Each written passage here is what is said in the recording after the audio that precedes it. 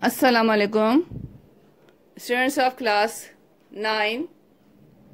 It is my lecture number 26 of chemistry, and nowadays we are studying chapter number 5, that is chemical bonding. Okay class, before starting the chapter of today, I would like to tell you about the midterm syllabus. In midterm syllabus, I have kept chapter 1, chapter 6, chapter 4, chapter 5, chapter 2. First of all, I will tell you about the chapters which are included in 9th class. As you know that the book in the 9th class we will study about half book, and in matric class the half book will be studied. Okay, you know from this year the pattern of the exam has been changed. So according to the new examination pattern, the syllabus has been divided like this, that in chemistry there are total 18 chapters. From these 18 chapters, 10 chapters will be studied in 9th class and 8 chapters will be studied in matric class. Okay class? So in 9th class, 10 chapters which we will study, those are chapter number 1, 2, 3, 4, 5, 6, 7, 8, 9, 10. According to your book, in the sequence, 10 chapters will be studied in the 9th class. Okay, so it means in 9th class total number of chapters are 10 for you. Okay, so from 10 chapters, I am keeping 5 chapters in the midterm exam. Okay, for the midterm exam, I have kept 5 chapters. So like chapter number 1 we have studied, chapter number 6, chapter 4, chapter 5, chapter 2. So these will be 1, 2, 3, 4, 5. 5 chapters will be studied in midterm, then 5 chapters will be studied in final term. Okay class? So chapter number 1 we have studied, that is about the introduction to chemistry. Chapter 6 states of matter. Chapter 4 that is periodicity of elements, and chapter 5 chemical bonding. Nowadays we are studying that. And chapter 2 is the chemical combination, which we will study later on, inshallah. Okay, so it is all about the syllabus class. I think the students have the confusion because it was not clear about the syllabus. I can say sorry for telling about the syllabus late, because we were also waiting for the confirmation. Okay, so now it has been confirmation the situation. So it is all now confirmed. So that's why I'm telling you about the syllabus. That in 9th class you have total 10 chapters. So we will study 5 chapters in 9th class, 5 chapters in midterm, and 5 chapters in the final term. Okay, so these are the midterm chapters: 1, 2, 4, 5, 6. Chapter number 3 is not here in a sequence. Chapter 3 we will study in the final term. Okay, so these are, I selected the theoretical chapters first because your concept about the basic things should be clear. Then we can move towards the other things. Okay, so that's why I selected these chapters. Now the remaining chapters will be studied in the final term. Okay class? So it's all about the syllabus. Okay class? Hopefully you all are doing the homework. You know that the homework have the marks. We have kept the marks for the homework, for the register work, and for the attendance. Okay class? So please give importance to these two aspects of the of your study, that you have to do the homework and you have to mark your attendance. Otherwise it will affect your marks in the exam. Okay, okay now class, we will move towards the today lecture. Okay, in the previous lecture class I have told you about the chemical bond, right? I have told you about the chemical bond. First of all we will recall few points of the chemical bond of the previous lecture, then we will move further. Chemical bond. Okay class, you know that the force which holds atoms together in a molecule or a crystal, the force which hold atoms together in a molecule or in a crystal, that is known as the chemical bond. For example, like like as I gave you the example of hydrogen. ठीक है, hydrogen molecule. In the hydrogen, if we write it in the open form, then in this molecule there are two atoms of hydrogen. So we can represent in this way, HH. So it is the bond. The bond is shown by a line. ठीक है, bond जो है वो line से show करते हैं. तो आप देखें यहाँ पे एक हाइड्रोजन एटम है, हाइड्रोजन एटम है, ये दोनों एक लाइन के थ्रू जो है आपस में लिंक्ड हैं.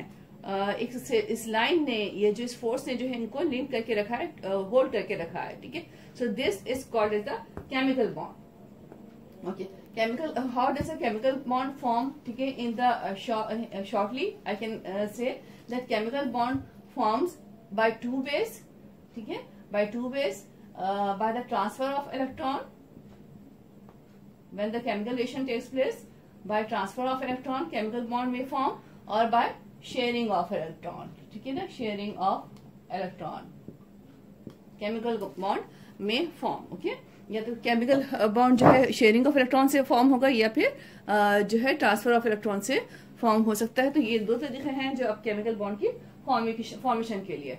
Now after that we have studied about the duplet rule and the octet rule. ठीक है, what was the duplet rule? Duplet rule is that the outermost shell will be filled up by 2 electrons. ठीक है, outermost shell जो है वो 2 electrons से fill up होगा, and only hydrogen and helium they follow the duplet rule. Okay, duplet rule. And what is the octet rule? Octet rule is that the electrons will be in the pair form, and the outermost shell of the atom will be filled with 8 electrons. कितने electrons से? 8 electrons से. 8 electrons means 4 pair of electrons. ठीक है, 4 pair of electrons से जी है, pair of electrons से जो है ये जो है आपका outermost shell fill up करेगा क्लास. तो क्या होगा? तो the atom will get the stability. जब pair form में होते हैं इलेक्ट्रॉन्स तो स्टेबिलिटी आती है. ठीक है, so atom will get the stability आ जाएगी. तो इस तरह से ये ऑक्टेट रूल फॉलो करेगा. तो ये सब चीजें जो है अभी मैंने बहुत शॉर्टली बताई हैं, बहुत ब्रीफली बताई हैं आपको. ये we have studied all this things in detail in the previous lecture number 25. Now class today we will move towards the types of chemical bond. ठीक है, types of chemical bond. Basically there are 2 types of chemical bond.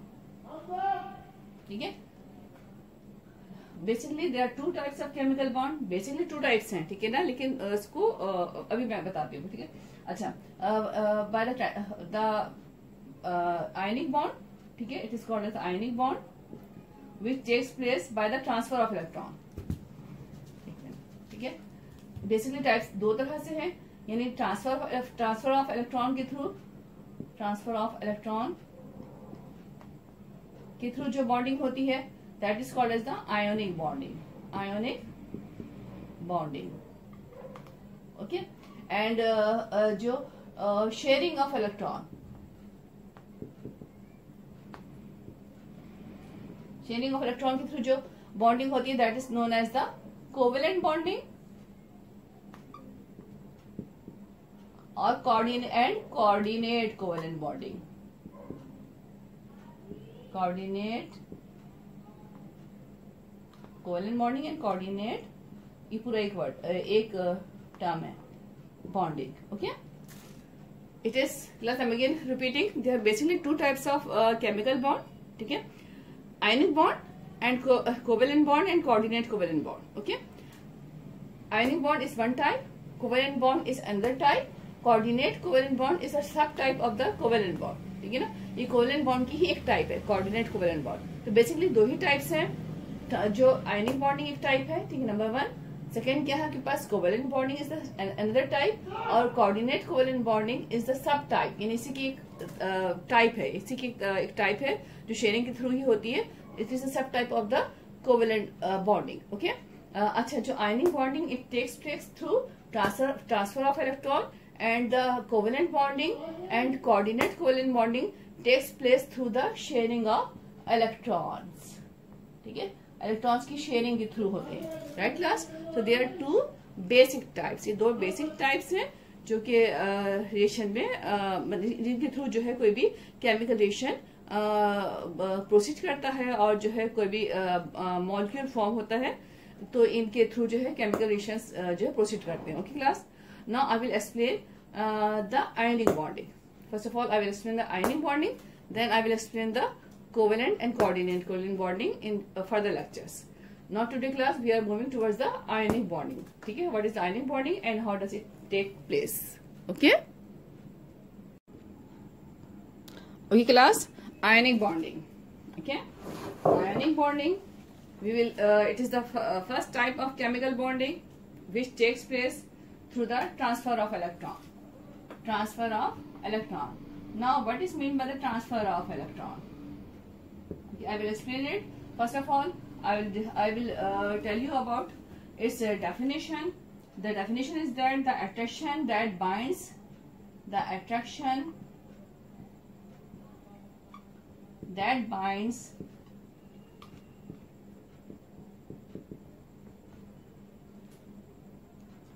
oppositely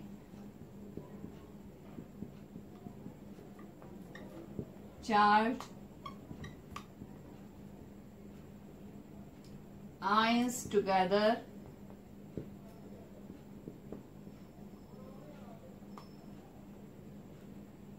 is known as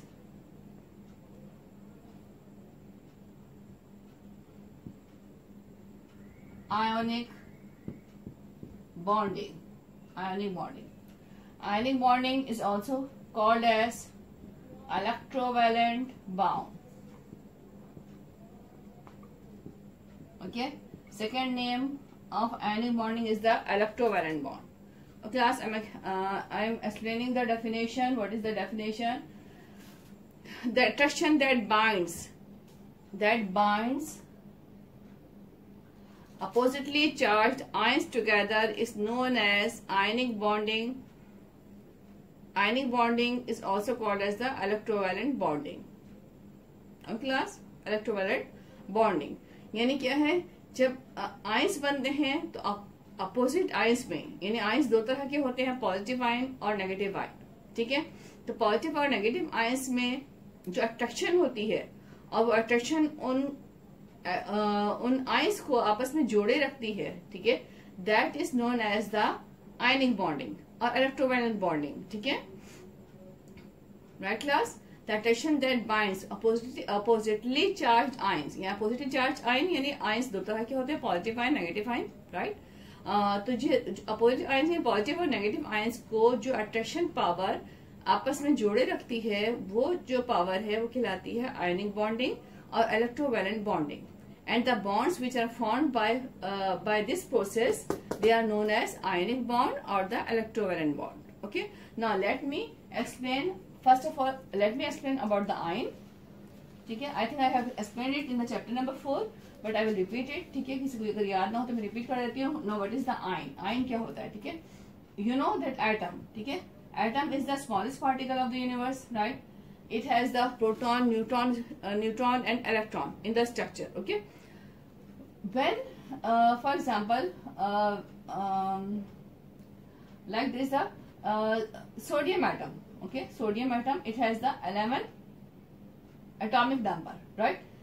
If it loses one electron in the reaction, right, यानी अपना electron lose करता है ये, right? If it loses one electron in the reaction, इससे किसी से reaction होता है, ये अपना वन इलेक्ट्रॉन लूज करता है, अपना इलेक्ट्रॉन किसी को दे देता है, समझ लें, ये लूज करता है, तो क्या होगा? It will get the positive charge. इस पे कितना चार्ज मिलेगा? Positive charge, one positive. One electron lose किया तो वन पॉजिटिव चार्ज इसके ऊपर पेयर हो जाएगा. ठीक है, now sodium, it is the atom. ये एटम है जिसके पास अपने पूरे नेचुरल इलेक्ट्रॉन्स हैं. ठीक है, इट इज द एटम, यानी ये एटॉमिक फॉर्म में है, लेकिन जब इसे इलेक्ट्रॉन लूज कर दिया तो इसके इलेक्ट्रॉन कम हो गए. यानी इलेक्ट्रॉन कितने रहे इसके पास? यहाँ 10 इलेक्ट्रॉन हो गए. पहले 11 थे, नेचुरली इसको 11 इलेक्ट्रॉन मिले हैं. ठीक है ना, नेचुरली. और इस लेकिन इसने रिएक्शन करके 1 इलेक्ट्रॉन लूज किया तो अब इसके पास इलेक्ट्रॉन्स कितने हो गए?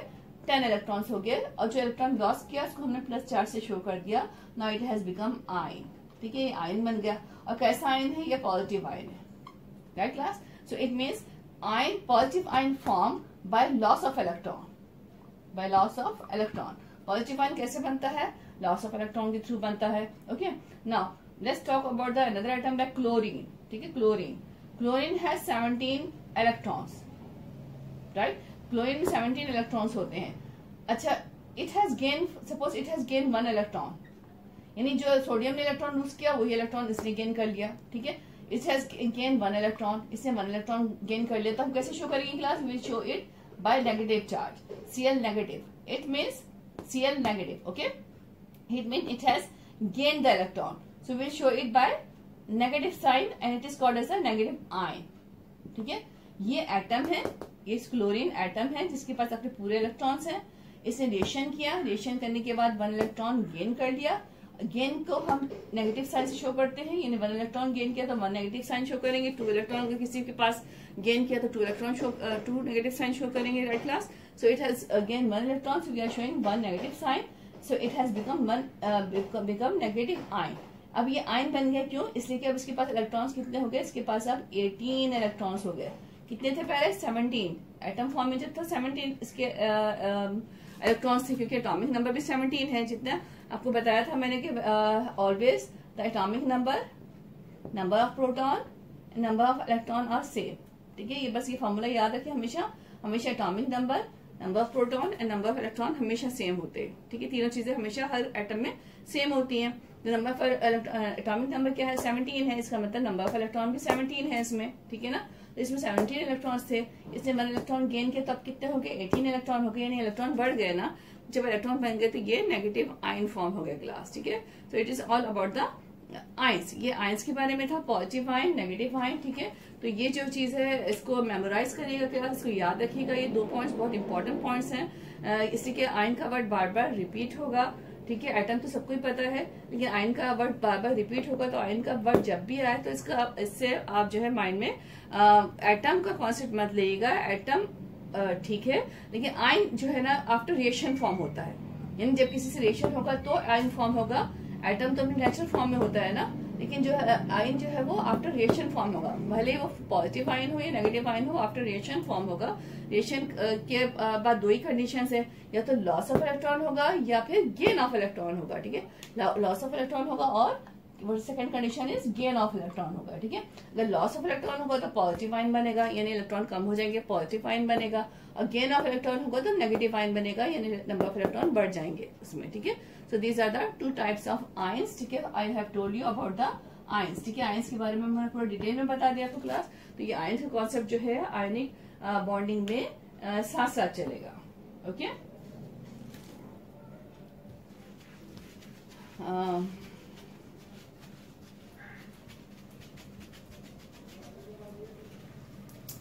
क्लास वन मोर थिंग कि जो है आज के लिए मैं लेक्चर इतना ही रखती हूँ। टॉपिक इसकी एग्जांपल है, बहुत लेंथी एग्जांपल है इसकी। 2 एग्जांपल्स हैं, आयनिक bonding in sodium chloride, ionic bonding in magnesium oxide, ठीक है। तो इसको हम बाद में स्टडी करेंगे, नेक्स्ट लेक्चर में स्टडी करेंगे। आज के लिए आई थिंक इतना ही काफी है। आप मुझे पता है कि आप लोग होमवर्क कर रहे हैं, कुछ स्टूडेंट मुझे बहुत अच्छा होमवर्क शो कर रहे हैं, बहुत अच्छा केमिस्ट्री का वर्क आ रहा है उनका, और कुछ स्टूडेंट का बिल्कुल ही डिसअपॉइंटिंग है मेरे लिए कि वो होमवर्क नहीं शो करे। प्लीज ऐसा ना करें, ठीक है। अपना होमवर्क जो है आपको अच्छा खासा टाइम मिल रहा है, तो साथ साथ होमवर्क करते रहिए। आपको पता है देखिए हम ऐसा से ही पढ़ रहे हैं, और जो है आपको हर लेक्चर के साथ साथ होमवर्क मिला है, तो आप लोग साथ साथ अगर करते रहेंगे तो कोई प्रॉब्लम नहीं हुआ होगा। लेकिन अगर सपोज नहीं भी किया, सो डोंट लूज हार्ट, अभी भी टाइम है, अभी भी होमवर्क कर लें, ठीक है। वरना लास्ट में बहुत ज्यादा जो है कलेक्ट हो जाएगा होमवर्क, तो और करना बहुत मुश्किल लगेगा आपको। तो अभी भी होमवर्क करके एसएससी मुझे सबमिट करवा दें। अच्छा, आप लोग को आजकल कॉपीज चेकिंग हो रही है, इसलिए मैं आपको आज होमवर्क नहीं दे रही हूँ, ठीक है। आज के लेक्चर में आपको कोई होमवर्क नहीं दे रही हूँ। आज के लिए हमने आयनिक बॉन्डिंग की सिर्फ डेफिनेशन पढ़ी है, आयन का कॉन्सेप्ट दिया है मैंने आपको। आयनिक बॉन्डिंग का टॉपिक हमारा आज कंप्लीट नहीं हुआ, मैं आज इसे कंप्लीट नहीं कर रही हूँ क्योंकि बहुत डिटेल है। इसकी 2 एग्जाम्पल्स है, ionic bonding in sodium chloride and ionic bonding in magnesium oxide. 2 examples हमने कवर करनी है, so I will need 1 more lecture for that. तो हम नेक्स्ट लेक्चर में जो है इसको हम कवर करेंगे, इसको हम स्टडी करेंगे। आज के लिए जो पॉइंट्स बताए हैं उसको प्लीज आप जो है मेमोराइज कर लें, इसको याद रखें, ताकि नेक्स्ट लेक्चर में आपको ये सब याद रहे और आपको हेल्पफुल हो इसके लिए। अच्छा क्लास, आप लोग सिलेबस जो है वो रजिस्टर्स में आप ले सकते हैं। मिड टर्म सिलेबस लिखिएगा भी सिर्फ, तो मिड टर्म सिलेबस के लिए मैंने आपको बता दिया है, ठीक है। फिर दोबारा रिपीट कर देती हूँ। चैप्टर 1 है, that is the introduction of chemistry, ठीक है, we have done it. Chapter number 6 है स्टेट्स ऑफ मैटर, जिस हिसाब से हमने पढ़ा उसी हिसाब से मैं बता रही हूँ, ठीक है। चैप्टर नंबर 4 है periodicity of elements, we have done it. Chapter 5 है केमिकल बॉन्डिंग ये हम पढ़ रहे हैं, अभी कर रहे हैं, ठीक है ना। और चैप्टर 2 जो हम स्टडी करेंगे केमिकल कम्बिनेशन, इंशाल्लाह ये भी कर लेंगे हम। तो 5 चैप्टर्स जो है for the mid term exam है। You can write the syllabus, ठीक है, आप ये सिलेबस लिख सकते हैं, सिलेबस लिख लें। और जो है इसके बाद फिर हम नेक्स्ट लेक्चर में मूव ऑन करेंगे क्लास, इसको हम अच्छे से डिटेल में पढ़ेंगे। Ionic bonding is very very important by the examination point of view also, so I would like to take the time for it, then we will cover this topic, okay? If you have any query class you can ask me, पूछ सकते हैं आप। और जो है कोई problem हो तो वो भी शेयर कर सकते हैं, ओके। अच्छा क्लास, एक और चीज मैं बार बार कैसे कह चुकी हूँ ग्रुप पे, दोबारा कह रही हूँ, प्लीज अटेंडेंस जो है ना बायो ग्रुप में और कंप्यूटर ग्रुप में मार्क नहीं करवानी है। अटेंडेंस मार्क करवाने के लिए आपका जो ग्रुप है वो 9th क्लास गर्ल्स ग्रुप है, 9th क्लास बॉयज का ग्रुप है, ठीक है ना। तो अपने अपने ग्रुप पे ही अटेंडेंस शो करवाएं। अगर आप जो है किसी और बायो या कंप्यूटर में शो करवाएंगे तो वो काउंट नहीं होगी आपकी, तो वहां ना करवाएं प्लीज, अपने ग्रुप पे ही काउंट शो करवाएं आप। और सेकेंडली मैं जो आपकी अटेंडेंस लेती हूँ, ठीक है ना, अटेंडेंस मार्क होती है। अगर किसी को कोई ऑब्जेक्शन होता है तो उसी दिन बता दिया करें, तो फिर मैं चेक कर लूंगी उसे, कोई मिस्टेक हो जाती है, कोई किसी का मार्क नहीं होता है तो बता दें, उसी वक्त जो है वो आपका फिर सही हो जाएगा। वैसे तो मैं पूरी कोशिश करती हूँ कि आपकी अटेंडेंस बिल्कुल एक्यूरेट और सही आए, ठीक है। तो इसलिए मैं आपको सेंड भी कर देती हूँ उसकी पिक्चर, कि देख लें, किसी को कोई इशू है तो वो बता दे, ठीक है। तो प्लीज अटेंडेंस मार्क करवाएं, लेक्चर्स को सीरियसली लें, अपनी स्टडीज को सीरियसली लें, और जो है ना इसको ठीक है, इसको सही से लेक्चर्स को जो है ना मेमोराइज कर लें। आज के लिए होमवर्क नहीं है, ओके। थैंक यू, अल्लाह हाफिज, टेक केयर। कॉपी सबमिट करवाइए, अपने रजिस्टर कॉपी सबमिट करवाइए, waiting for your work, okay. Thank you, अल्लाह हाफिज।